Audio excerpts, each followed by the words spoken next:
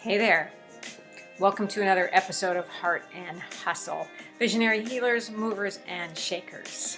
I am your host, Paulette Rees-Denis, here to bring you magic makers from around the globe, people who are creating change, who have small businesses, large businesses, hobbies, but they are creating the life of their dreams. And that, my friends, is what living is all about.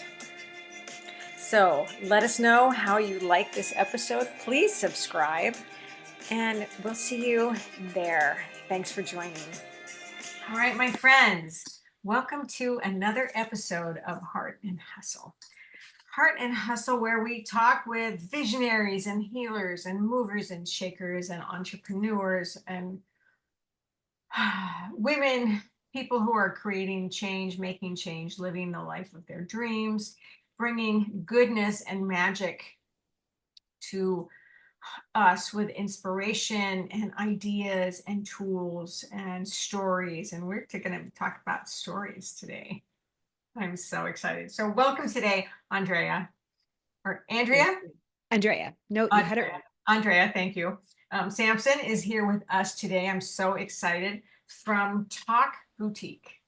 And so I am your host, Paulette Rees-Denis. I am your magic maker and your movement motivator and your passion instigator and the host of this almost 6 years now, Heart and Hustle, which is super exciting. Super exciting. I just love this platform. I love people's stories. And so Paulette. tell me about your story, Andrea. Well, thank you, Paulette. Thank you for inviting me on your show. I am so excited to be here. I always love talking to people who love stories. Yeah. It is obviously stories are, a part of my heart.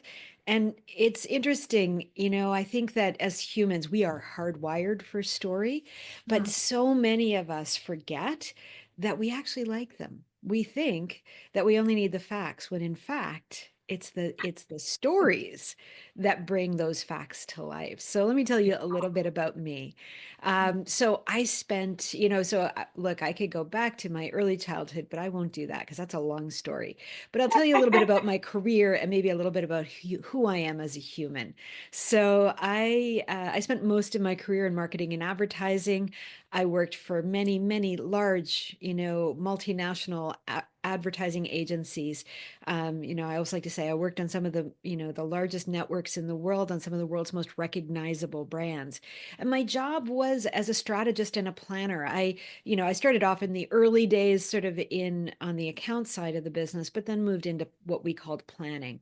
And so I did lots of research, and I loved it. There was so much about that world that I loved. It's a storytelling medium. And I came into it by way of fundraising, actually, because prior to going to advertising, I actually was a fundraiser. And, I spent a lot of time working for charities, Mm. raising money. And, I remember my story in those days used to be I would go out to try and raise money from corporations for sponsorships and things. And I would always, say to them, look, my budget is zero. And as close as you can get to that is bad. If you're going to charge us money for your services, the closer we can get to zero is the best. And then, when I was raising money, I would tell people I was selling a smile. That's what I was doing, right? Feeling good. And, when I came into advertising, that idealist heart was still very much at play. And I came in believing that I could use this powerful medium. We went from, working in charities where we were scraping every penny together to try and get anything in markets so that people would know we were existing and that they could help out. And I worked in health charities. And so we were doing a lot of work in research and in, helping to find cures and that sort of thing. And so when I went into advertising, it was like, oh my gosh, the world changed for me, right? Suddenly I'm working with these very large organizations spending, tens of millions of dollars in the market every year. And I had this idea that I could make impact through this powerful medium by bringing that idealist heart, by bringing my purpose driven view. And so, of course, advertising is about selling product or selling services, but maybe I could insert some of my own agenda in there, perhaps in making, you know, perhaps showing women in a better light, or Mhm. showing, different cultures more prominently, or things like that, where those are important things. And I did do that. But there came a point for me where my idealist heart just couldn't take it anymore. And I realized that I was an idealist in a capitalist world and I had to make a change. Mm. And I didn't know what I wanted to do. At that point, I was a senior vice president of strategy for a very large agency. I had the title, had all the things that went along with that. But I wasn't happy. And so I just started looking around. I knew I didn't want to be in advertising. I knew I didn't want to be in marketing. I was done. But what could I do? And so I started going to conferences and I started talking to people and I started volunteering. And one of the things that I volunteered for, or was hired for, was TEDx Toronto. It was in the early days of the TEDx movement, and I was hired as a speaker's coach. I didn't know what a speaker's coach was. I had never heard of it. Wow, that was awesome. But Okay. I mean, my whole job was presenting, and I thought, I can figure this out. Well, what happened for me in that first year of being a speaker's coach with TEDx Toronto was a couple of things. One, I realized I found my peeps. I suddenly Mm. found a tribe of people who were like me, idealists who cared deeply about the world around them, who were doing work that was actually creating a different future. And I didn't even know who they were. And that was powerful to me. I worked in a medium where I knew so many people, and yet I'd never heard of many of the speakers that I was working with. And I knew that the world that they were showing me was a world that so many people needed to see. And so I wanted to be able to help them. And, at the time, I remember, working with these powerful scientists and academics and technologists and even artists and, saying to them, what can I help you with? And I learned that I had a skill that I didn't know I had. And my 25 years of being in advertising had trained me to be able to take large swatches of information and data and synthesize it down into one cohesive thought. We used to Wow. call it a core consumer insight. And I did that all the time. But it was the very skill that was needed by these Right. incredible humans who had a life's work, and they needed to take that life's work and turn it into a 15-minute talk. And so Whoa. we started learning from each other. And so, that was sort of how I got started in this world of speakers coaching and thought leader development. And today, Talk Boutique does both of those things. And I'm proud to say that we do it with so many purpose-driven, or, people and organizations for the purpose of co-creating a future that is kinder and more resilient so that it reflects all of us. Yes. Amen, sister. That was great. Wow. Talk about talking. Oh, I love it. That's so exciting. And when, oh God, oh, I know you touched on so many things there. When we find what we're really good at, and sometimes it takes years and Absolutely. years of experience and years of skill building and studying and experimenting, and it changes. It constantly changes. Absolutely. It evolves. Yeah. And what I find so interesting is how so many, and I'm going to just say women, so Yeah. many women who have been in the corporate world find so much dissatisfaction. Yes. Yes. I mean, that's a whole nother topic of conversation. Well, but I think it is related, I think when I look at my own corporate career, and like I said, I spent a lot of years in the corporate world, and not all of them were easy. In fact, most of them weren't. And Right. I think, and I say this with a great deal of self-love, but I feel like when I came into the corporate world, it would have been in the late 80s. And, I had the benefit of, as a Gen Xer, I had the benefit of those women who had gone before me, creating a space that allowed me to step into boardrooms, that allowed me to be seen as someone that could be respected.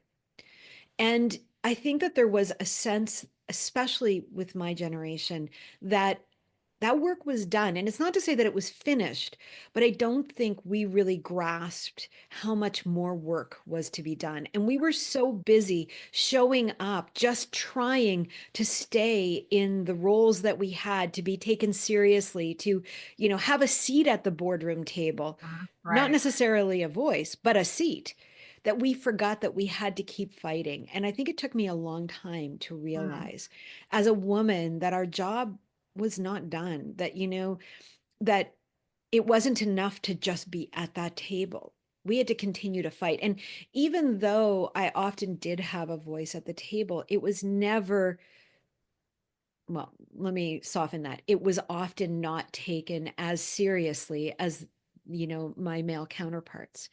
And and I Right. didn't know what to do about that. And I also didn't know enough about myself in those days to understand some of what was really being told to me, because I was naive. I was a very naive person. I like to believe that people always had the best intentions. Sure. Of And I've course. come to realize that wasn't the case. And in retrospect, because we always have those, you know, clearer vision, I can look and I can see where in many ways that there wasn't always my best intentions at hand, and there were people out there trying to sabotage me. And like I said, I had to know more about myself, to understand that. And part of that was, learning only 3 years ago of my own neurodiversity, and that was a part of understanding my own naivety, because the big part of not understanding was actually through a neurodiverse lens. So, okay. Wow. Phew. So now you have your own company. And how long has that been? So I started Talk Boutique in 2016, and I started it with a business partner, who I bought out in 2020, 3 days before the pandemic hit. That's a whole other story. Oh, I'm sure it is. Oh my God. Okay. All right. And then, and so that came after you had been volunteering at TED. Yeah. So I started volunteering in the TED world. I think it was around 2012. That was around somewhere in around And so you were that still working corporate then. I continued to work in advertising and marketing right up until 2015. I took a sabbatical in the spring of 2015, and I knew that was the point at which I knew I wasn't going back. I didn't know what I was going to do, but I did. I mean, I had been volunteering. But I didn't know it was a career yet. And it's funny, I always tell this story when I first started the company. And, one of the reasons I started it with a business partner was I was at that year I was head of curation for TEDx Toronto, and I decided to take this sabbatical, and we were gearing up for the actual conference itself, which was happening in the fall, and I had done a whole bunch of things, and I remember going like I gotta start making some money, because you just can't keep not working forever. And it was sitting with a couple of the speakers coaches who I had brought on for the conference, and one of them said to me, "Well, why don't you just be a speakers coach? You're really good at it, and you love it." And I was like, "No one would ever pay me for this." And and they were like, they would. It's a real job. And I was like, no, it's not. I completely didn't believe it was a job. And so the person who became my speaker partner, he said, or my partner said, he said, no, actually it is a job, and I do it often, and I get paid really well. And so that was when we started talking about actually creating it. And there were many difficulties in that partnership, but I will credit him to say that I don't know that I would have started this company if it wasn't for him. And so, it gave me the impetus because what I needed in those days was really to step into my own power, both as a woman, but also as a thought leader. And I certainly wasn't there in those days. Yeah. Wow. And how things have evolved. Oh, how they have evolved. But Yeah. this- And I look back like that's what, 2016, that's 8 years, almost 9 years ago. And I mean, we started talking about it in the fall of 2015. And, I look back and I could in 2015, I could not have predicted where I am today. Like it wasn't even in the realm of possibility. right. And not even in the realm of desire, quite frankly. Like I wouldn't have articulated any of this. Well, and who knew that the pandemic was going to come into play and change so many things, So many things. so many things. But I just love, I mean, I've done some speaking and I love being on stage. I've been a performer all my life. And again, like I said earlier, I love people's stories. And that's part of why I do this podcast is to share people's stories. So how does the idea of people's stories play into your work that you help them with to brand or rebrand themselves or uh, Yeah. So, I mean, what I do with people, so I take experts and help them to transform into thought leaders by using story so that they can create impact, right? And that's a big statement. So let me break it down. I mean, what I'm really talking about here are people who have and who are doing purpose-driven work in the world. And hmm, I work almost exclusively with purpose-driven leaders. And some of those leaders are early on in their leadership roles, like they could be, just stepping into their careers, and others are much further down the road. But what they all have in common is that they actually want to contribute to something bigger than themselves. And I think that that is part of what makes them, sort of the candidates to be thought leaders.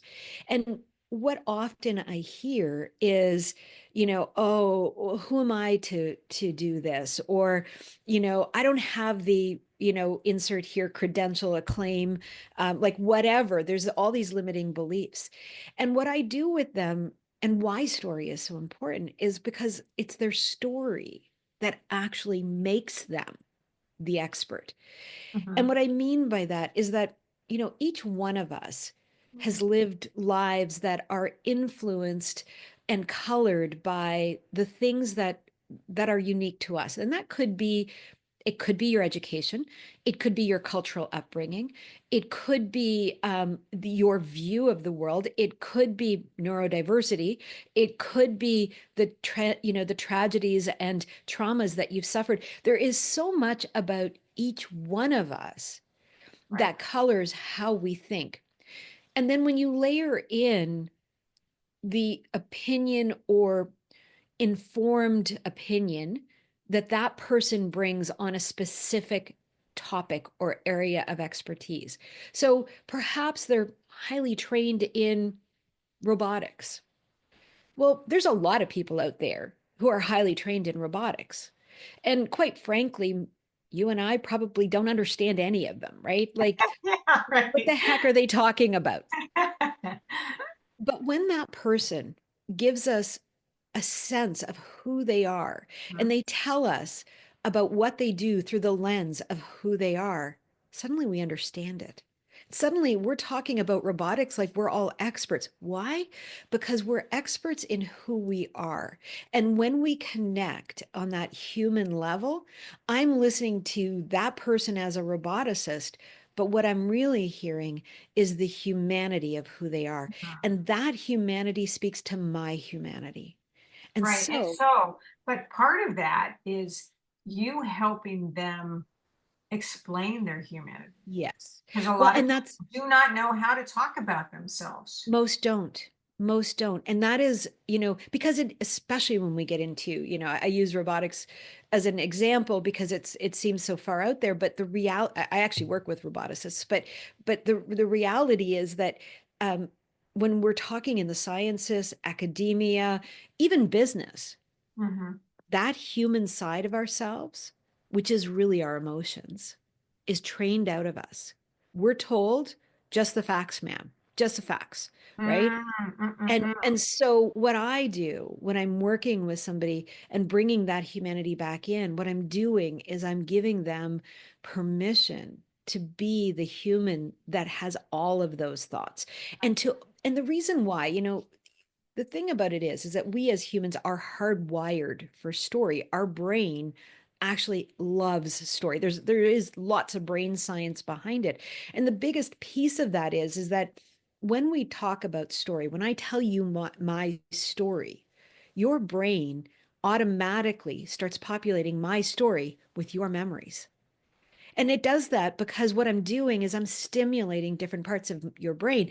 If I'm a good storyteller, what I'm doing is I'm going into the sensory elements. I'll be Ah, talking right. about how I felt or what it smelled like or Yes. what it sounded like. And suddenly your brain is bringing in these memories of you. And so we connect. We're the same. It's You so know, good. I It's always so like to say, we all live the same life. It's just the details that are different. right. And details, and also that whole idea of sensation, that whole Oh, idea it's of juicy and it's oh, beautiful. oh, it's so good. And I teach a writing class and we talk a lot about that. We talk about the details and to be present and to feel and to hear and to, taste and Yeah. oh, I mean, that's just so juicy and so I mean, you're a performer, right? You know that when you stand on a stage and feel something, every person in that audience is feeling it too. right, When you are right. authentically feeling it, they Yes, feel it. And in yes, order to authentically feel it, you've got to be living it. yeah. You got to be in your mind. That's the story you're telling, and that's the presence, right? Well, and in your mind and in your body and in your spirit. I mean, it's the whole Absolutely. so juicy. All right. So, wow, you guys, this is really a good conversation. I love this so much. Um, so what I want to know is what do you okay, so part of this podcast, it's like what's been hard, what's good, what are you desiring, but what do you do for self-care? Oh. That's a big question right there. Ah, I think this is something that has been probably my biggest place of challenge. I think self-care is one of those things that, for me anyway, it it's not always easy to know what that is when I need it. Is it going to the spa and getting my toenails painted? Well, sometimes it is. mhm, But mostly self-care is actually being more kind to myself more mhm, regularly. Recognizing that, just because I can put in a 14-hour day doesn't mean I should, you know? And I think that it has been a very long process for me of me recognizing my own limits and not limitations, but limits, and recognizing when I've hit them, and then making the choice to step away and going, right now, I'm going to do something for my brain.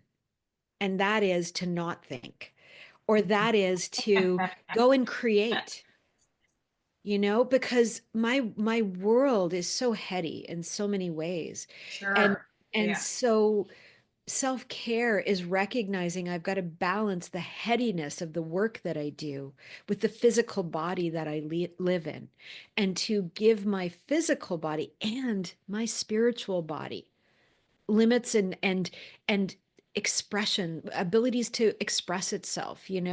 This year, one of the things that I've done is I moved. Actually, I just recently moved, and I left the city. I used to live in Toronto in Canada, big city, lived there for almost 35 years, lived right downtown in the center of it.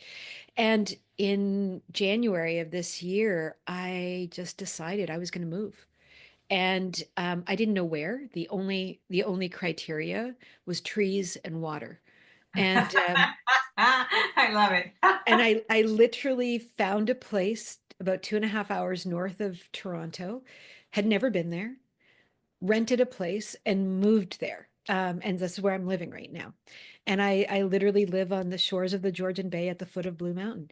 And it's beautiful. But what it's done for me from a self-care standpoint is it's really connected me back to, first of all, nature. It was so important. Oh yeah, I was crying for that nature experience. yeah. And then through the connection to nature, I became connected to my own art. And so I have taken up again painting, which I've always loved, but hadn't done for years. And now I'm doing pottery. And these are things that just kind of are feeding a part of Ah, my soul that needed it. good. So Yeah. good. We have to express, we have to release, and it doesn't have to be for anything. That's it. It's not about being perfect. Like I'm not painting so that somebody will take a masterpiece. I've been watching, it's funny, the type of painting I'm doing right now, which was so not what I used to do, is it's pour painting where you're literally pouring large amounts of paint on a Yes, canvas, same. and it's so amazing. And so I got addicted to it, and I went out and got all the pieces and all the things, and it's like it's randomness, which I was what I love about it. It's like and now it's Can't stimulating. predict the outcome. No. And you're like, oh my God, look at that. And now my brain is going, oh, and it looks like this. And maybe if you painted on top of it, and maybe if you did this. And so it's like this artistic puzzle and challenge that's Mm. just like, whoa, when I'm doing it. And then the same with pottery, like your hands in clay, and learning how to use the wheel, which I'd never used. And by the way, it's really freaking hard. If you've never done it, it's really hard. Long time Um, ago. but just touching and getting And, messy. and that feels like the same thing. Like I love to get my fingers in the dirt. Yes. Yeah, I Just used to garden. I loved gardening. just Oh the my dirty, God. just yeah. It's therapeutic, it's a release, it's like creating something and Yeah. watching something grow. Yes. And it's a creation, and I think it's in this world we're in right now, which is, it's a challenging world to be in right now. Let's face it. Oh yeah. We've gone through a complete destruction of everything we knew, right? I mean, we saw that with the pandemic. Mm. And now we're in a recreating mode, but we're not there yet, The destruction is finished, and I think we've gotten to the bottom of the destruction, but we haven't figured out what we want to be. And so it's hard. It's hard to be here. And so I think this is where, and this is what I love about art, is that it allows us to play. It allows Yes. us to just put our, like you said, get our hands in the dirt and go, I don't know what I'm creating. Yeah. Maybe it's going to be a mud pie. I don't know. It doesn't matter. One of the things when I was in art school, uh, way back when, I went to the San Francisco Art Institute, got my degree in photography, but one of my teachers said, and I was painting these ginormous paintings and whatever, and he's like, don't make it precious. Right, right. You learn that in pottery. Don't get attached to anything. Yeah, and that is huge. Yes. Huge for everything in life. Yes. It's Don't such a make it lesson, isn't it? precious. It's Yeah. such a lesson. And it is like it was so important for me to learn this lesson again. Like, because let's face it, how many times do we have to learn it? But it is, right? Like, the pottery, like it is such a, you're working on this wheel, and it's like you've got this pot that you think is going to be perfect, and you put your finger through it, or you did something, or you made the walls to whatever, and it's like, yeah, or like you put it in it, when it dries, it cracks. It's like nothing is permanent, and that's okay. That's actually the beauty of life. Yeah. Like we get to start again. We Oh get to yeah, create again. we don't need to hang on. We don't need to clutch. We don't need to, you know. And I think the other lesson in that is that the universe always provides. Like, when it all comes crashing down, when it all goes, south of what you thought it was going to go, it's amazing at what shows up in its place that you couldn't have seen. It's like whether the painting that doesn't work out and the next one is incredible, or the person who shows up to buy the one you thought was horrible, or, the opportunity that you find in the wreckage of the business that you thought it was going to be. And I think it's hard to recognize those opportunities amidst everything that's going on around you, but not getting attached to what is the first step in that, I think. I love that. Love that. I think that people get so hung up on that sometimes. Oh, I've downsized so many times. I've gotten rid of so many things, and I people are like, know. "Oh, I can't do that." And it's like, well, It, you know, it all comes back, like everything. There's a saying I learned many, many years ago. And when you get in those moments where either you want something so bad, you're like, oh, that it's got to be that, right? And of course, when you're doing that, you're cutting off everything else, right? And so the saying that I've learned is this or something better. Give me this or something better.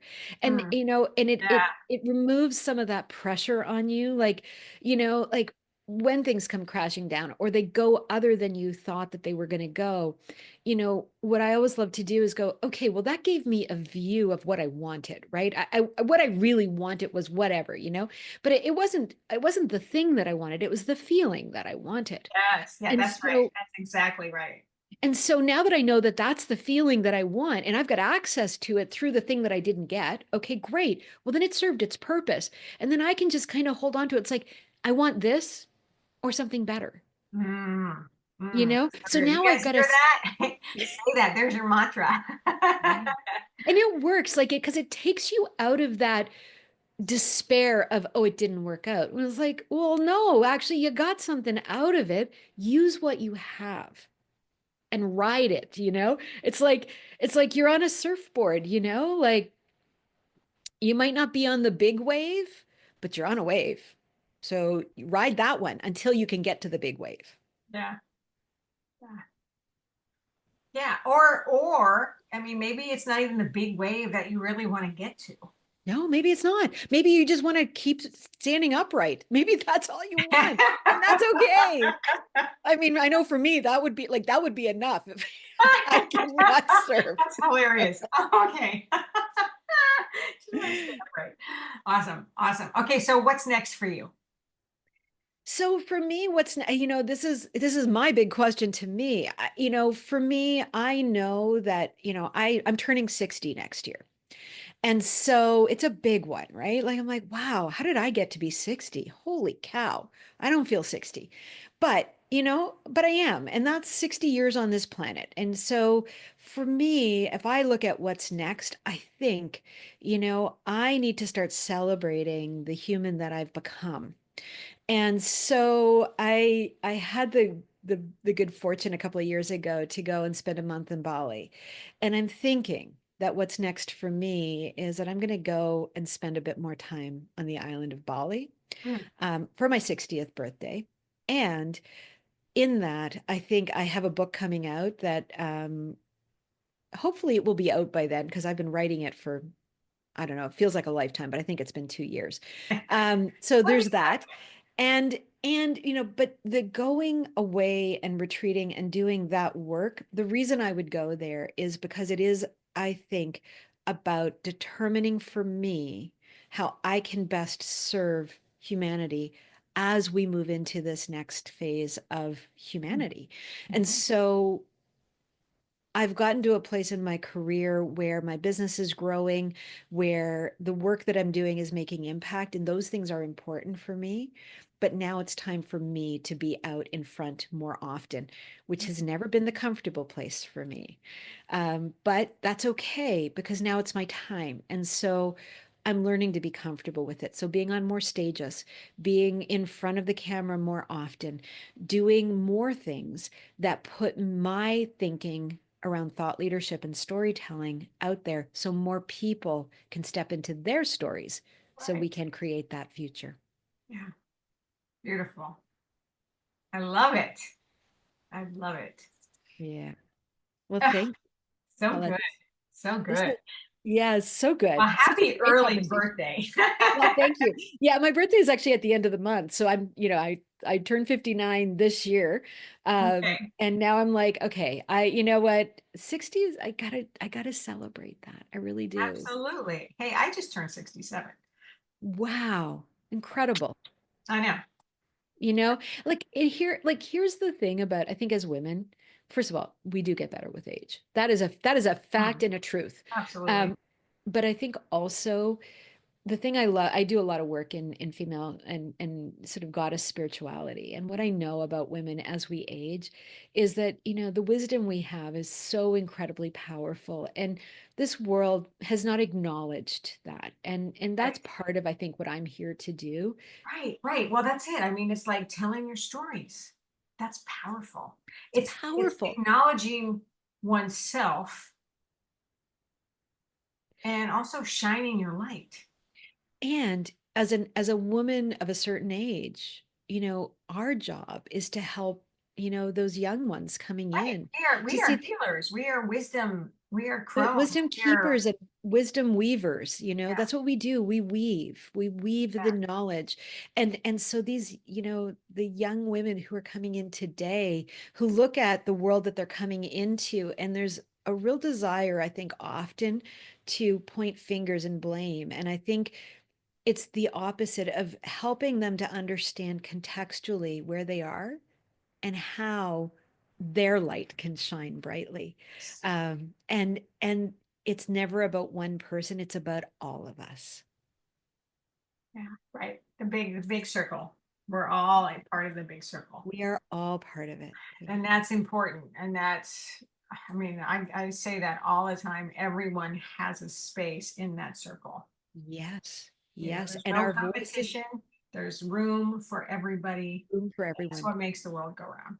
And that is truly sort of, again, in the world of spirituality, that is the divine feminine speaking, Mm. because, it is about the circle and the arrow, right? That is, the feminine and the masculine, not men and women, feminine and masculine. We all have these.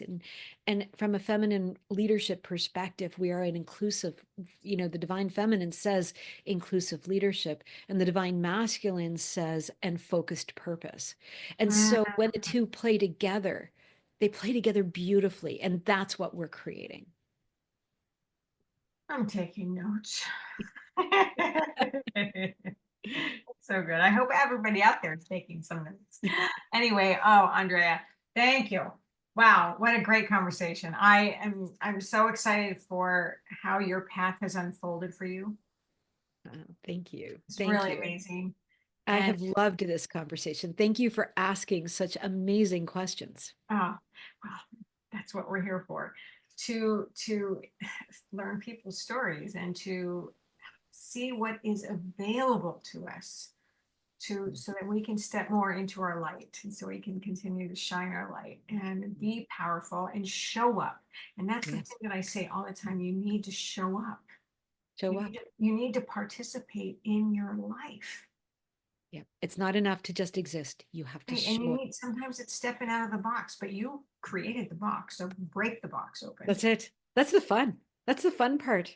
Yeah, yeah, yeah. I'm all about change. I'm all about creating and collaborating and co-creating. And, Yes. you know, it's so powerful, so beautiful.